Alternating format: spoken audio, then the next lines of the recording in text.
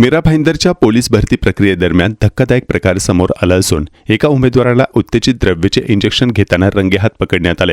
या घटनेमुळे भरती प्रक्रियेवरच प्रश्नचिन्ह उपस्थित झाले आहे।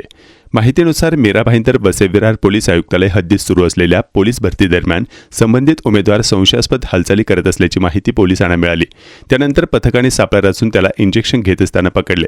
तपासात हे इंजेक्शन कामगिरी सुधारण्यासाठी किंवा शारीरिक चाचणीत फायदा मिळवण्यासाठी घेतल्याचा प्राथमिक संशय व्यक्त केला जात आहे।